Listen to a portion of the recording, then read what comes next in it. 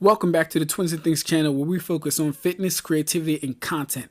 Today we got a video, as you already seen in the preview, is being fat a choice? Now this is a very controversial topic. If you have if you have weak skin, get the kick and kick rocks, bounce. I don't got time for it. I don't care about your comments, all right? We're going to analyze this from top to bottom, every conversation, every argument. Let's get to it.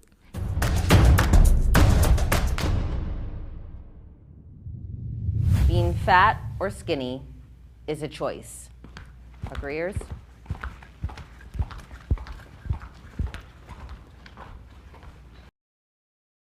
All right, already, guys, off bat, I'm not a fan of how they're framing this. Being fat or skinny?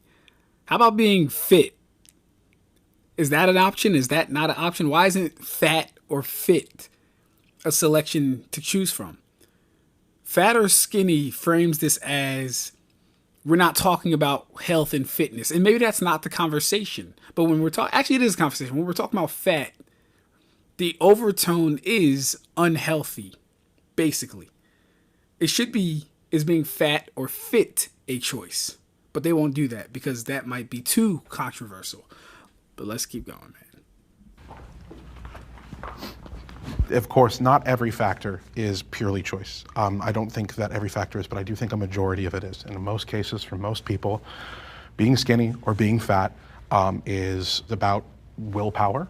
It's about the environment you grow up in, sure, but who you choose to associate with, what sort of things you choose to listen to, who you choose to kind of have as your friends around you and support you. All of those things are choices that you can make that will lead you closer towards being one or the other. I know what I do with my body. I know what I put into it day in and day out. I choose not to eat some days. I choose, how I want to look. And I don't fault anyone for how they want to look or how they want to be, but I think it's a choice at the end of the day. I'm very, always wish-washy on how I want to be presented and if I want to gain weight or not. But the only person that's going to gain the weight at the end of the day is me and me myself. For me, it's calories in, calories out. Go to the gym, you'll get buff. Don't go to the gym, you won't get buff. I understand that there's genetics that could cause you to want to eat more, but even with the genetics that cause you to want to eat more, the same solution is calories in, calories out. I think the whole choice is, always determined on who they are. And it's not going to just be a thing done overnight. Yeah. It takes a lot of, I think it's like breaking the barrier and breaking a lot of things, not only your body, but also breaking your mental state. Sure. And again, that depends on who you are and what you want to go through. Disagreeers?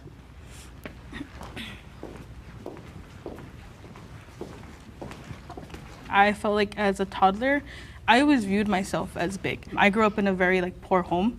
All right, before she starts to cook, no pun intended. Before she starts to cook, those were a lot of nice answers, but if we're being 100% completely honest, guys, it boils down to discipline. It boils down to discipline and how well you are at disciplining yourself, because no one's going to hold you accountable except for you unless you have a good set of friends, brothers, etc., etc. So it boils down to discipline, the work you want to put in, the image and look you're looking for.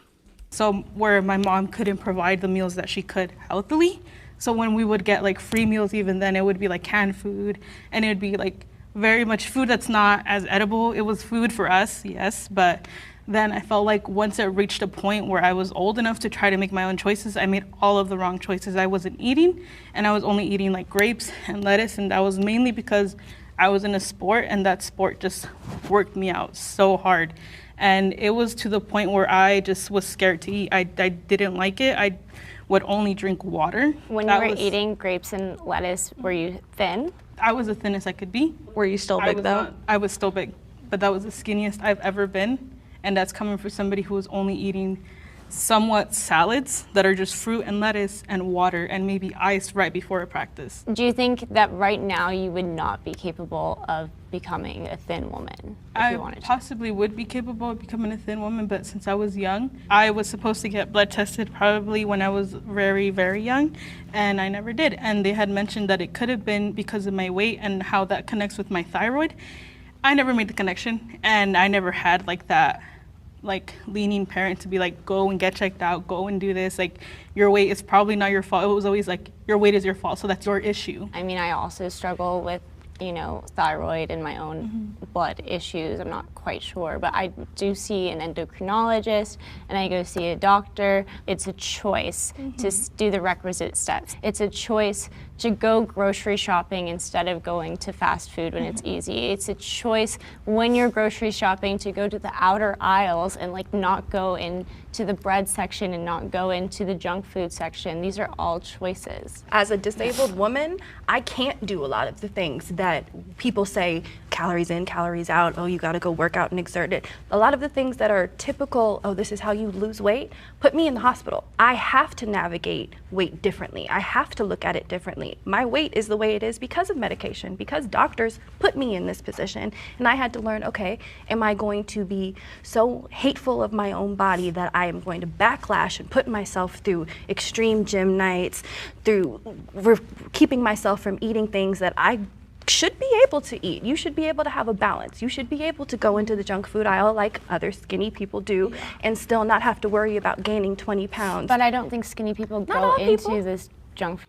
Her situation is very specific and unique, but it's not, because there are a lot of handicapped people in the world. So I'll say this. You don't so much get a pass, from me at least, but I understand where you're coming from as far as what you're saying, because it's a hard thing to deal with and it's a hard thing to live with. Girl next to her, in my opinion, has no offense, but at least she has some medical, actual, like, debilitating reasons as to why she can't, or why she isn't skinny. I'll say that.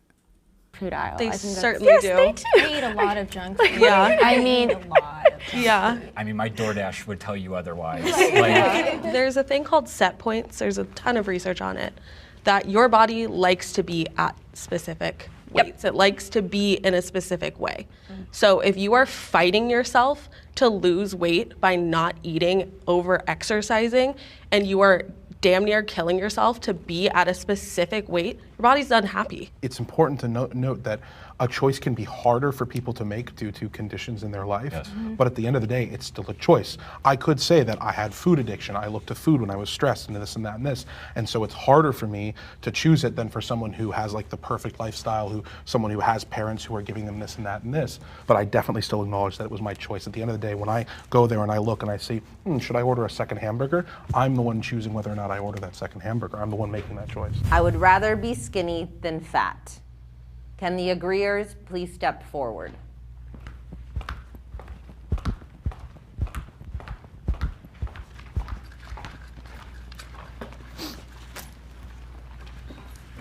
I think there's a lot of... Wow. Just wow. That is amazing to see. So for the fat people that would rather stay fat and not be skinny, a couple things could be going on. Ego, pride, and maybe a bit of shame if they were to go sit down. Maybe a bit of shame. We see our boy over here was willing to at least admit to himself genuinely that he would rather be skinny than not be fat. I'm trying to understand what a big person could gain by staying the weight that they're at.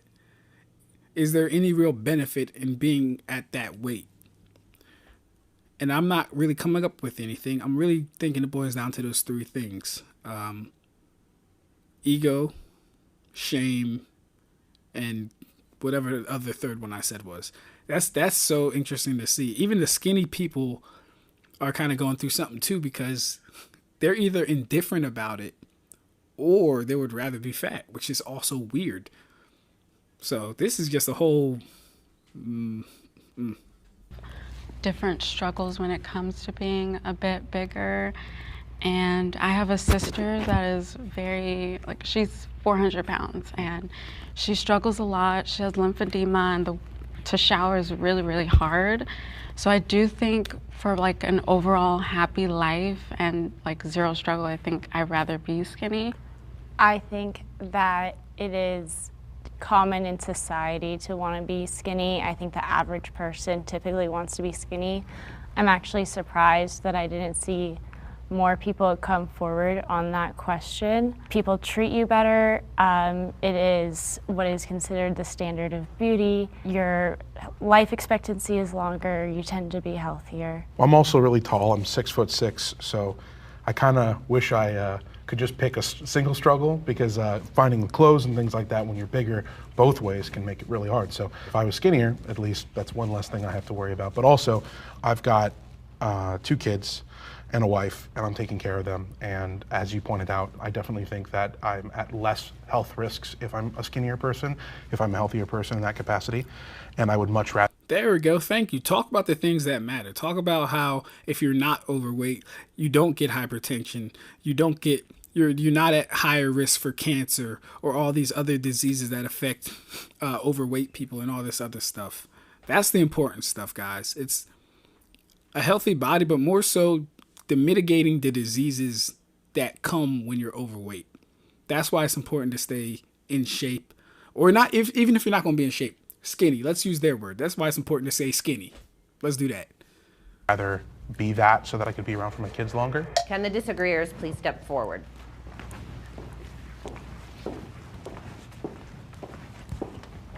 I'm speaking as someone who actually was a former smaller person, and I had the most body insecurities when I was small. I was constantly living in fear of gaining weight and having people tell me, oh, don't gain weight, don't do this, make sure that your weight is the same.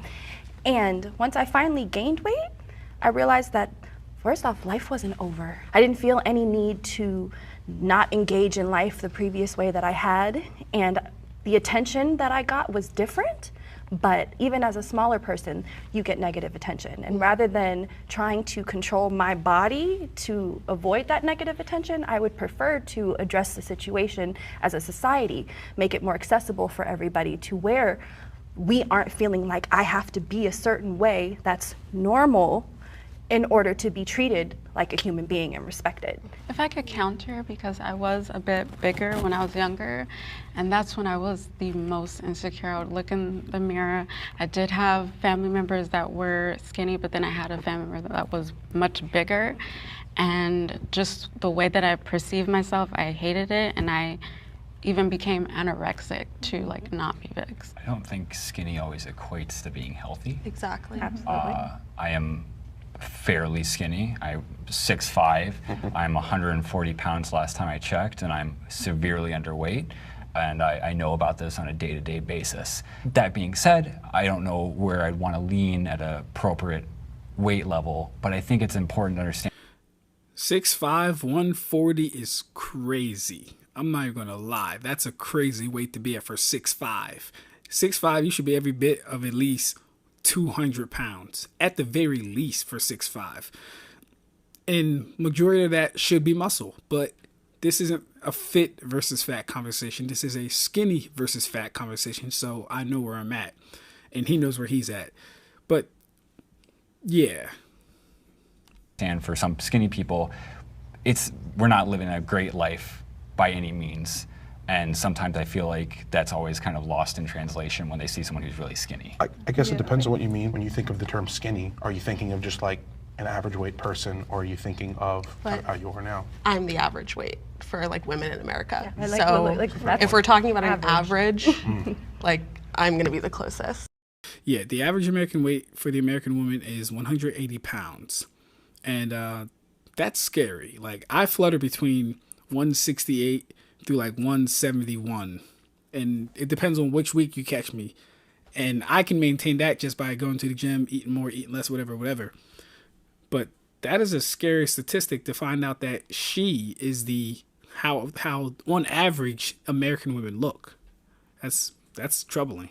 Body, you need to reassess your priorities. Yeah, not focused on health. Yeah. And the immediate tie between skinniness and health, like you emphasized, there is such a gap between the research, because the research has a huge fat phobic bias in it, and there has been research that shows that they aren't, even especially during, let's say, COVID and the correlation between obesity. They rushed through those studies so fast because in society's mind, oh, of course a fat person is going to equal someone who's going to get sick faster, is going to get sick easier. It was an easy jump. So they didn't do all of the testing that they were supposed to do. They didn't check their bias. So they if didn't by check. saying the study is biased, you're saying that the study didn't account for the variable that obesity may also take a factor into. It's just that there's so many variables in humanity that these pharmaceutical companies could only account for so many during their trials.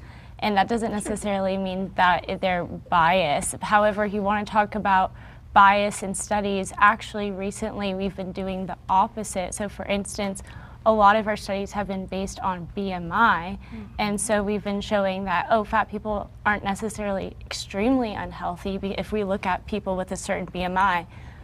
However, bodybuilders also have a really high BMI, and so they get counted into that category. And so it wasn't until very recently that they equated for that mistake, and it shows, oh my goodness, being fat is actually extremely unhealthy, like way more unhealthy than we ever realized. You can't gauge health by looking at somebody. Yeah. Like none of my health issues, all of them precipitated my weight gain, but I always get assumed, oh, don't you want to be skinny so that you don't have a cane anymore and you don't feel the way you feel? And it's like, no, because I have lupus and I'm always going to feel like this. Like I have CRPS. It's going to deteriorate. It's going to continue. America has an obesity problem. Now, if everyone doesn't sit down for this one, you know who's in their feelings about a specific thing in their life. If everyone unanimously does not sit down for this one, you know someone is sick right now, and that person needs help. Let's see. Can I sit next to you? Oh, absolutely, you can. I think it's pretty clear. You look at the weight of the average American, you see how obesity has affected not just children. I mean, the fact that we have more younger and younger people who are looking heavier and heavier, and you see that, like, you know, the way that weight affects us as a society, and you compare that to how we were in the past. Now, not that we should always, you know, we shouldn't compare ourselves to the era of the Great Depression when people just couldn't find food, of course, but people are heavier now in an unhealthy way, and people are eating unhealthy. They are eating it through unhealthy access to food. They're eating diets high in seed oils. They're eating high corn syrup. They're doing all this kind of stuff that's not good for them that we didn't used to do, and it's bad. It's not a good thing. It's an epidemic. It needs to be quashed in some capacity. There's so much access to just anything. Like, it's so crazy these days, and you know, I'm so surprised that we're actually supporting a lot of this, you know, and there's always people like, you know, like, it's fine that we have like 3 McDonald's like on the same street.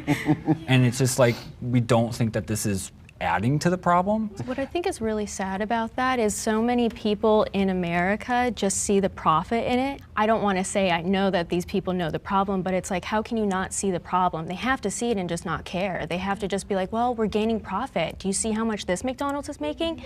Put another one across the street. Like, that's just like how it is. It's the corporations, it's the medical industry. Having a fat country makes us money. It doesn't help that our cities aren't walkable either. America is a country of non-walkable That is why I wavered a little bit, because I think we have a problem with how to treat obesity. I think we have a problem with how to make it so that it is not an epidemic. This is a systemic thing, that we are in a society and in an environment that breeds this, and we are doing it to ourselves, we are doing it to our children, and our corporations and our industries are doing it to us, and they aren't having to take responsibility And for it. they're encouraging it with media. So And the mukbangs, I was literally going to bring that up, the mukbangs and like all those videos that just come up to trends for people not to do only it as the well. mukbangs, but also like Lizzo and other big like media. All right, I don't know what mukbangs are, but I can for surely say you are accountable for what goes in your mouth. Is there a high level of suggestion, propaganda, manipulation and slight coercion in play for people to buy bad food and make them consume bad food? Yes, there is. I'm talking to you black men right now, but you black man, You have to be stronger than that. You got to be above it, right? And this isn't to say that I'm perfect, because I'm not. I slip up every now and then, every so often. You can't avoid everything in this world or in this lifetime. But doing your best to mitigate the things that you interact with, consume, digest, or whatever, that is your goal. That is your responsibility as a black man. Now I'm talking to everyone, especially the women, because y'all have the majority of, big people. It's not hard. Well, it is hard, actually. It shouldn't be hard to stay on a regimen that maintains a healthy body weight. All you have to do is 30 to 40 minutes in the gym, a session. Find a personal trainer, find a dietitian, and they will get you right. I don't know. I'm sorry. There's a very big difference between the people who are telling people go out and get fat versus a Lizzo who's saying accept me the way I am. She's not just saying accept me the way I am. She's dressing extremely scantily clad and then saying if you don't think that it's normal for a morbidly obese person to be wearing a G-string in the middle of public, then you're the problem. And they're trying to normalize society to this obese culture, which is extremely unhealthy. And what is an obese culture? A culture which normalizes I'm obese obesity. and I haven't even heard that. Well, obesity is already normal, so it's. Well, I don't think it should be normalized, and it wasn't normal. But just a couple what's the decades difference ago. between a obese person, myself, walking around in a G-string or a bathing suit, as I do almost every day, and a skinny person? Like, is it okay? I'll tell you the difference. It's nasty. It's not unattractive. It's nasty and it's not unattractive. I mean, it's nasty and it's unattractive. It's not cute. You're not going to fool me or anyone on that panel that is cute, attractive, or looks good. It's like you're fighting for your dis-ease. You're fighting for the sickness that is obesity. All because you have an ego and pride that tells you should be allowed to do what you want. And mind you, you can, but you'll never convince anyone that you in a G-string is like Sweetie in a G-string. Ever. Okay that the skinny person is doing that?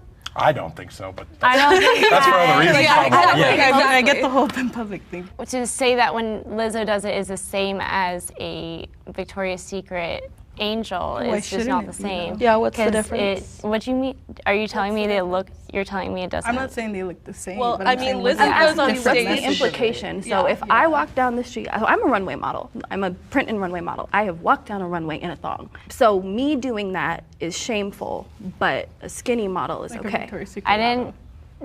I don't know if I use the phrase shameful, Problematic. but I don't think that we as a society should be modeling obesity. But I'm not modeling obesity. See, and this is where I wish someone was more proactive on her side up against this, because the argument to this is it's not shameful at all. Do you just know we see what you're trying to push? We see that agenda you're trying to push. It's not going to work. That will never be the standard of beauty or attractiveness or whatever. And mind you, once again, that it's beauty's in the eye of the beholder. You like what you like, but on average, men will never accept 200 pounds in a G-string over 120 to 30 pounds ever. On average, men will never accept that. So I see what they're trying to do. They're trying to get her to shame fat people in a way, or make her contradict herself in some way. But hopefully she doesn't fall for it. Hopefully, and she stands strong and gets through to them that that's not what it is. You can wear what you want, but it's not the same thing.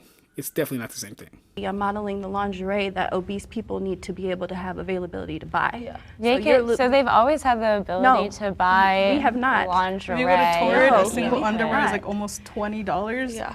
And you go to any other Walmart, any Target, and all these underwears are on special for $5 to $20 and stuff. Well, it and does it's take more fabric to make it. It does take more fabric to They make use it, that but as it's- an excuse, but that you would- make yards of fabric Yeah. for gowns. Is a small a different price than an extra large or a large? It is. And yeah, we're willing- for 3XL shirts, I got to pay more money. I think people view models and Instagram people and all of us who are plus size and proud as we're pushing this obese lifestyle. Yes. No, I'm pushing the fact that this is what I live in. This is my life. And I need other people who feel this way to say, hey, I want to be able to wear clothes that look cute too. I do think there's a problem with obesity in America, but I think it's a first world country problem because it's spread across the globe. And also, I don't see it as a problem. I do feel like health-wise, people should try to be healthier, but there's no perfect body. There's no perfect person. There's no perfect size. And there's people who are underweight. There's a lot of them. And then there's a lot of people who are overweight. So I really don't see it as like a problem. But just to touch on what you were saying, because I am in the fashion industry, I wanted to become a fashion designer. My dad was one. And they buy 10 rolls of fabric for one price. So it really doesn't cost that much to make underwear. Sure, but don't you also have to worry about distribution? I mean, if the average person is, let's say, in between small, medium, large, and you're sending clothes out for those, you know you could send out 10,000 of this, 10,000 of that, 10,000 of that. You can't always send out 10,000 3XLs because you're not going to have that many people fitting in the 3XL. No, because there's somebody who works in marketing and they research that area. There's a census. So we have a database of what type of people are there. Now, we don't know who's going in there, but we know the type of people that live in that area and the type of the people that come and visit the area. So that person is doing their job accordingly, and usually large sizes are sold out. Okay, so somebody brought up the food desert earlier. I can't even think of an area that would have a so-called food desert. Sorry, can someone explain, like maybe just for my ignorance, I'm guessing a food desert is just there's no food anywhere? No, it's healthy options for food. So you can go into certain low-income areas and you'll see a Starbucks, a McDonald's, a Chick-fil-A, but there's no Trader Joe's. A food desert, actually properly, there isn't any, like for a long period of driving, there's one gas station and a liquor store. Then you have to drive 2 more miles to hit the next grocery store. But with the food desert, it's not just that there can be a grocery store there, but if I'm making minimum wage, I'm not gonna spend all of my money on what is gonna last me 2 meals versus what's gonna last me an entire week. Yes. Okay, I've never heard of a food desert, so it seems to be exactly how they were describing. Chains of fast food restaurants on the block. No Mom's Organic Market, no Whole Foods, definitely no vegan or vegetarian spots, so I'd be asked out because I'm vegan vegetarian. That's unfortunate, that's very crazy, but it still boils down to your work ethic as far as a healthy lifestyle. And being disciplined enough to, if you're going to eat that stuff, be prepared to put in the type of work that's going to counter you eating that bad stuff. So even that isn't necessarily a good excuse, a food desert. Don't get me wrong, I get it. But at the same time, you know what you have to do to maintain a healthy body weight. Go to the gym at least 30 to 40 minutes a session, at least 3 times a week. If you don't have 30 to 40 minutes and within 3 to 4 times a week, you're just lying. I know you have the time because I have the time. We don't all live the same lives, but so. Or if I'm on EBT and I have specific things that I have to choose to buy versus what I can't buy. Yeah. I'm born and raised in Colorado. In the outskirts, there's so many small towns that you don't even know that they're there. Most of them you won't see on a map, but if you're from there, then you'll know, and they all have to drive a decent amount to be able to go to an actual grocery store. But how often are you going grocery shopping? Maybe like once every 2 weeks would be typically normal. So you have to do a drive once every. Once a week. So you're making a drive once a week, once every 2 weeks. This is not a lot of people have drive access to the Yeah, like what if I don't have a car? I was like, I don't even and drink. if you don't have, usually these food deserts also have very poor public transportation options. Yep, So like in the you are mountains. left with people who are stranded. Yeah, but then what are they eating at all? Yeah, Unhealthy crap. Like, No, but how are they surviving they're at going all? through the drive-through. They don't got a car to go to the Yeah, drive-through. How are they- exactly. They usually, what I see when I go to those rural towns and those rural places is they have chickens and they have animals. Right. And guess what? You can get some healthy food out of that. That's That like, sounds healthy. having eggs and protein and things like that. I think I would be healthier if I lived rurally. In fact, my wife and I are trying to leave the state so we're not near all the Uber Eats and all the I all that stuff. grew up in a town of 500. The obesity problem there was not as significant as, say, in LA. And we talk about like food deserts and stuff. The nearest Walmart where I grew up was 45 minutes in any direction. The nearest McDonald's was nowhere near to be seen for a long time. So when I hear these, like, and there could be some evidence there as like the obesity problem is very low lift. Were there grocery stores in your small town? Yes. Exactly. Like I'm like kind of baffled by the fact that Thank you. Maybe I just need to go out there and like experience the food deserts, but like there was grocery stores where I grew up. Just because we lived in the middle of nowhere doesn't mean we didn't have access to food. And actually, and I have to agree, we did have access to healthy food. Very healthy food all the time. I don't think this is big of an issue in my personal opinion. Fat shaming is worse than skinny shaming.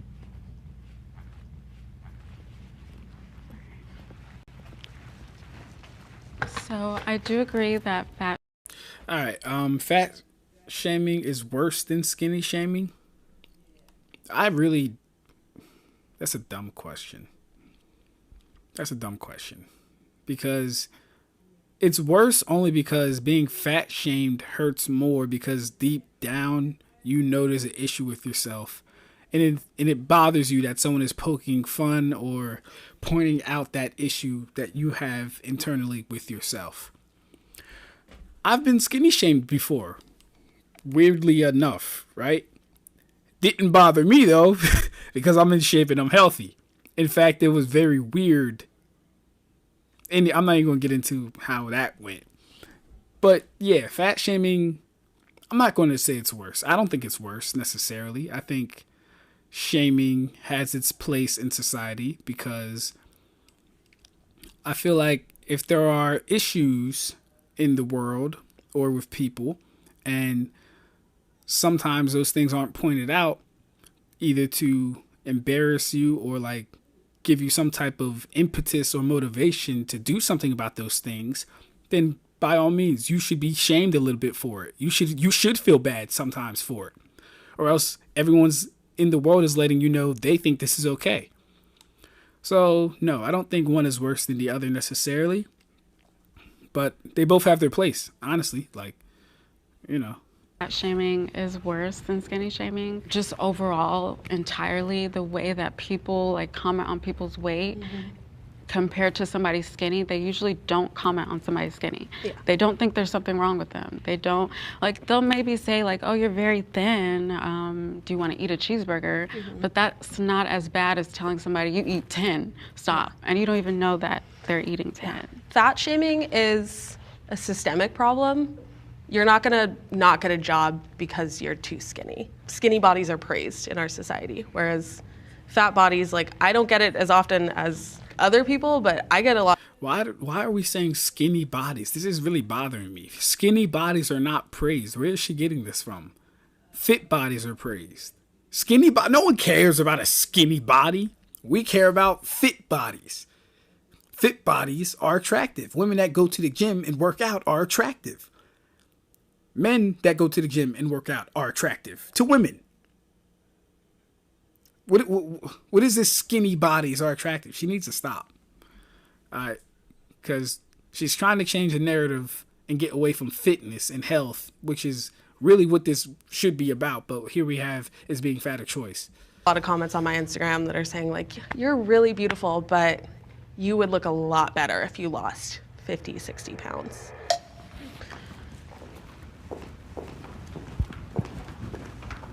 Something that I always get a lot of comments on is my masculinity as a man because of how skinny I am. It's always something that I've always kind of dealt with. My favorite comment is always, I look like a sickly, ill Victorian child. And that's horrible. Sorry, I don't mean to laugh at that. No. I don't. It doesn't bother me as much, but this idea that skinny people can't also get these kind of comments are just kind of mind-blowing. That doesn't mean that they're, that one side is getting it worse than the other. I think that there are both sides getting piled on, just at different varying degrees. I think we're conflating two things as well. So there's a difference between fat shaming and fat discrimination. Fat shaming is an aspect of fat discrimination, but some of the things you were touching on are specifically societal and systemic fat discrimination that goes into our medical system, it goes into employment, it goes into all of our civil rights. As fat people, that skinny people don't necessarily have that same issue. And I come from cultures where they straight out called out skinny people. Oh, you look like bones, oh flaca, all of that. So I watched my cousins go through it. I went through it when I would get too skinny. As people, we are just too scrutinized when it comes to our bodies. We don't let people live. But I think that's a good point. You said you were called skin and bones when you got My cousin. But your cousin. So people using shame as a motivator to get your cousin to not be too skinny. Shame as a motivator is a powerful tool. So the reason I sit over there is fat shaming worse than skinny shaming. Well, you could argue that shaming somebody in order to motivate them towards a healthy lifestyle is actually a good thing. Now, I have a lot of empathy because hearing your story about how you've been struggling with this since you were a child. Since I was like a newborn baby, like health, just everything's just been on that end where I've never known anything about being skinny or being fit or being athletic. I've never known anything about that. Probably your situation, I don't think shame necessarily would motivate you, but for somebody where it is a option, so for instance, if you watch TLC. Now, that is a very interesting case. So she is claiming that she's never known fitness, athleticism, or being skinny since an infant into her adult life. She's never known these things. This has to be the work of bad or irresponsible parenting. In my personal opinion, I would like to see her family lineage. I would like to see her family as a whole. Is her mother that big?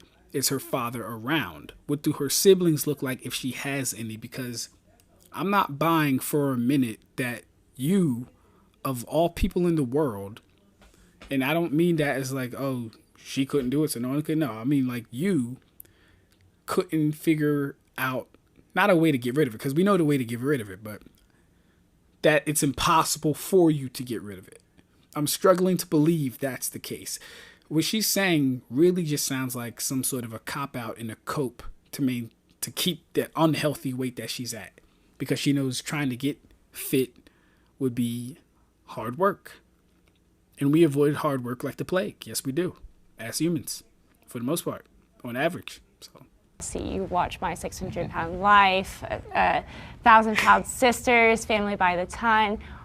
All of them can do it. All of them have had this systemic issue of weight gain. I have watched those like as a younger person, and it would make me feel disgusted with me when I was a kid, so it would make me worse, and it made my mental health worse. Because then I'm like, is that how like everybody automatically views me as just like somebody who's oversized and could possibly never even attain it because it's so just common? I don't think we should shame anyone to do anything. No. I think everyone deserves to like themselves enough to like enjoy life.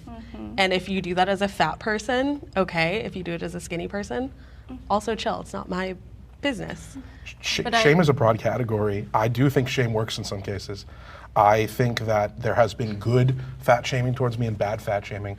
Bad fat shaming is just, somebody just saying, you're fat, things like that. That doesn't really work. But what does work is somebody looking at me and saying, don't you want to be around for your kids?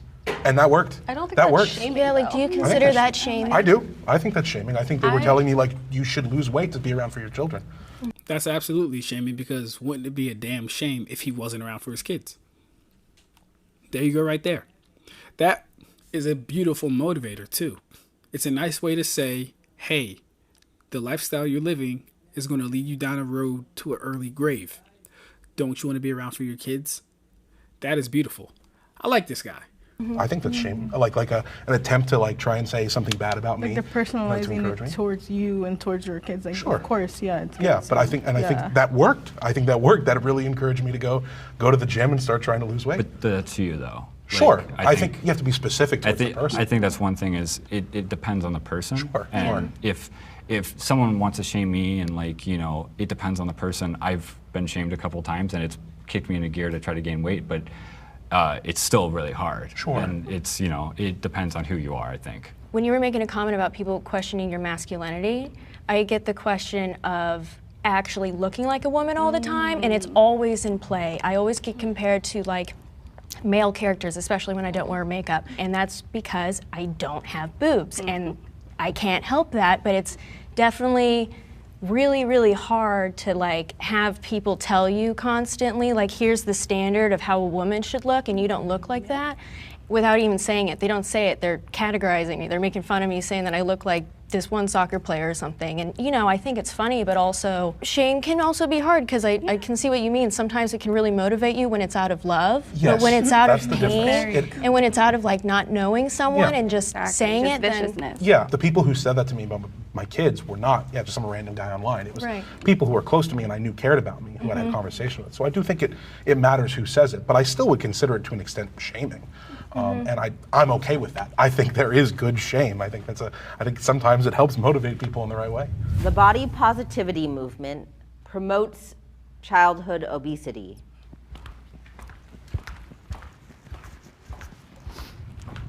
Diet culture.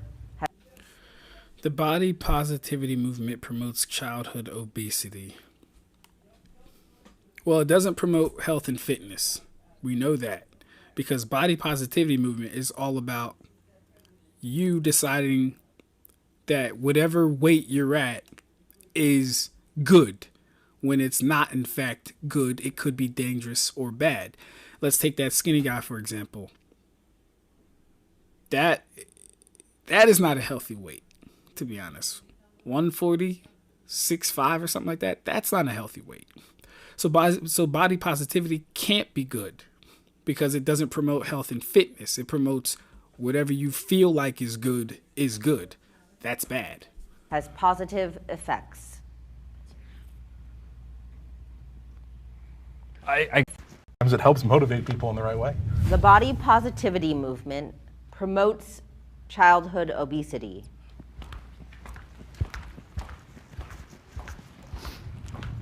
Diet culture has positive effects. I guess for me, diet culture is an important thing to have for people in the world. What I've realized after we're about to finish this up is there wasn't a lot of talk on skinny culture or like skinny people as a whole. Maybe that's because of how the prompt is. But I think it's important, if we're going to give positivity to kids who are obese, I think it's important to give them the options to, say if they want to lose weight, they can. And I don't see a problem with that in any real sense. I think that diet culture is a reason that a lot of people struggle with weight problems in the first place. I have even struggled with my own weight issues in the past, and I was like struggling kind of with depriving myself too much because I had a trainer. And then I started binge eating. And as soon as I had like a mental break where I was like physically incapable of stopping myself from putting food in my mouth, I immediately went to see a doctor. And that doctor told me to read a book called Intuitive Eating. And it wildly changed my life. And it was about getting... Any doctor that suggests you a book is a good doctor. Keep him around. Keep her around. If they're suggesting you a book, that's different. I was not expecting that. I was definitely not expecting that. Keep that doctor around. Past diet culture and about how so many people ruin their lives with diet culture. And you see it with like somebody talked about eating grapes and lettuce, and it's grapes and lettuce, and it's just like it's this extreme, and so you go from one extreme and then you break, and then you go to the other extreme, and so like I was in my extreme, I broke, so that's why I'm anti-diet culture. Yeah, I tried keto for a while. And that's the thing about what I realized is like that fad diet kind of stuff. And yeah, did I lose weight? I absolutely lost weight, sure. I didn't keep it off. And the reason I didn't keep it off is because diet culture is about turning the word diet from your overall eating into an activity that takes place over a period of time. A diet should not be something you do from January until May of next year. Diet is what you continually eat, is what you continually put into yourself. Yeah. Lifestyle change. Yeah. So my issue with diet culture is this idea of like, a diet is your eating. A diet is the way of life or how you eat. I don't know how to say it though. How you eat your way of life? I don't know. But a diet is basically that, kind of how he just described it. It's not something that's supposed to last for a few months, then it's over. No. Once you start a healthy diet, that should be what your diet is. That should be your way of eating from now till you depart from this plane. Oh, I've got this perfect solution for you, man. All you got to do is this, and If it's a good diet, that is. this and that. And it's like, no. Like, the reality is like, yeah, there are good, correct, and objective ways, I think, for a lot of people to eat. And yes, everybody has to have some variations here and there. There's no one bag fix all, and diet culture is so much about trying to say, like, all you got to do is just eat cheese puffs every day for the rest of your life. And it's easy. Yeah. And so that's why I think diet culture doesn't help. You know, you're always going to get those people who have the perfect answer. They have the perfect solution to either lose weight, or diet isn't just losing weight, it's also gaining weight. You know, and I think a lot of people, maybe it's just for me, but when I diet, it's actually not the opposite of fasting. I'm trying to eat more. I'm trying to gain more. Yeah. And I think people forget that when it comes to diet. When people instantly hear the word diet, they think losing weight. And I don't think that should always be the case. I've been on a lot of diets. I've been on diets for myself. I've been put on diets, and I've been put on diets by my coaches. So when I was young, I felt like it was more so like fasting, not eating, but working out. And maybe hopefully eating once you get home as a reward. And then when it became like, oh, like you're a good person in the team to like be the big person, be the defender, be buff. So it was like, now we have to gain all this weight and we have to pound you out. So it was like, I had to eat like 5 meals in a day. And I felt so gross because I was just like, I've never had to like pull out like a bar or something and like eat it during class and be like, I have to eat this because it's part of my diet. When we talk about diet culture, I would love to hear her full story, and I would like to see what she eats on a daily basis. She really just has me curious. we're talking about not your diet as a whole. It's usually a fad diet is what we're talking about when we're talking about diet culture. And for me personally, I know that I've seen a lot of, especially women in my life, going on fad diets that are just not sustainable. And that's kind of the purpose of diet culture, is that it's not a sustainable thing. But we're all talking about like mainstream, like keto, like gluten-free. And I think everyone's just polarized on these certain ones that I believe that you should eat gluten. I think if you take it out of your diet, you're actually going to get sick. Unless you are celiacs, no. Like, yeah. It goes back to like what she said, which is, intuitive eating. So what is the positive you think you've seen for people from diet culture, which I think, and I guess, what do you consider diet culture? I guess like diet culture to me is the resources you need to get to where you want to be in your life, in your body. That's how I've always viewed diet By culture. dieting, do you mean like journaling what you're eating? Yeah, if you want to journal, if you want to, talk to a therapist, if you want to work out, if you want to see a doctor, if you want to go on meds, like everyone's But always... it's not being super, like when you diet, you're not being like, I'm completely cutting out carbs or I'm completely doing this, right? You're lemon water only. Or You're like restrictive watching your behaviors. macros and your micros and you're calculating Like, that I and you're guess staying with if it. you're asking if I know how many calories I have to eat, yeah, like I have to eat like 4,000 a day. When most people talk about diet culture, they've done some sort of extremely restrictive thing, and when you do something really restrictive, it changes your brain chemistry and the way that you think about food, and it makes you obsessive over food, and then, but it sounds like the way that you're doing it is extremely healthy because you're not depriving your body of something. But isn't that just goes back to like, you guys are talking...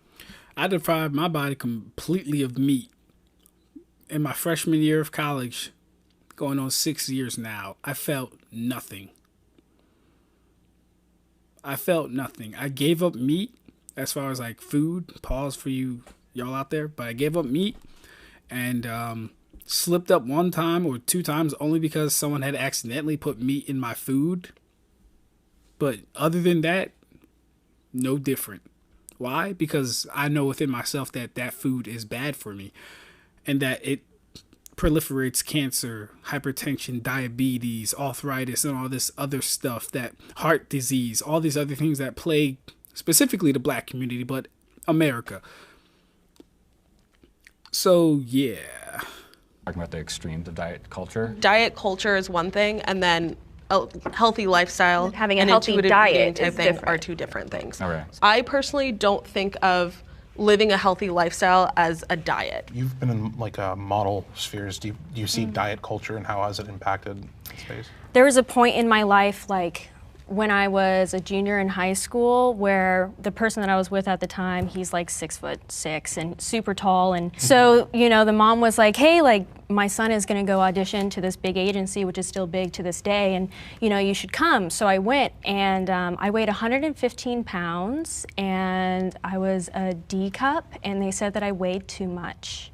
And so seeing that really struck me in the beginning with the negative part of dieting, and just kind of went into this spiral of like, okay, well, if I'm too big, then what are people doing to not be this size? Like how can I make it to do what I want to do if this is my limitation to it? It took years later to realize, like, shit, I was really disciplining myself for no apparent reason except for this underlying feeling from years ago that I could never get rid of. When you're talking about like discipline, I think it can be really positive with dieting and like intaking your calories, but for me personally, and I'm a very specific case, seeing those numbers and knowing that I couldn't achieve it because I didn't have the appetite was also just so saddening to me, because reading the bare minimum of what a woman needs 5'5" at my age, I was like, that's not that much, and I still couldn't eat it at the time, and I'm like, what's wrong with me? There's different ways to motivate people, and one of them is out of pain and anger, and I feel like a lot of the diet culture, whether it's for positive or negative, is just trying to gear into that. And you know, I just am more about being healthy. I hear diet and I think of something that's positive, and it's been positive to me, and you know, it's something I'm always trying to achieve. I guess like if we were to redo the same exact question, I may hesitate and not walk across the line. I guess I'll never know, but hearing these perspectives were really good because I probably didn't know as much about the extremes. I want to thank all of you for sharing your opinions with us and for challenging us, and I really want to thank you. I thank you for the back and forth. It's something that I came here for, and I wanted to talk to somebody who thinks differently, and I've learned some things, so I appreciate that for all of you. Thank you. All right, that was a dope conversation. Hold on, let's get me in the middle of this. Let's have an aftermath of that, man. Yeah, that was nice. So to start off, what are we thinking about the question? Is being fat a choice? Did we decide on that? Do we know if being fat is a choice yet? Because I'm still of the answer, or I'm still of the opinion, yes, being fat is a choice. Being unhealthy is a choice. Your body is your body. You have complete autonomy over it. You can choose what you want to do. Is it in your best interest to stay at an unhealthy weight or a weight that more befits a healthy lifestyle? Ultimately, that's what you really got to wrestle with and understand. There's not any excuse in modern day, in modern society, in this modern age, to not be at your healthiest. There's not a legitimate excuse. There's not. Don't get me wrong. Girl that had the condition, I understand it.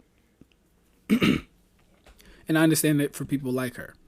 But for the most part, there's not really a valid excuse you can give to not maintain a healthy body weight. Twins and Things, content creation, reaction videos, creativity, fitness. We out.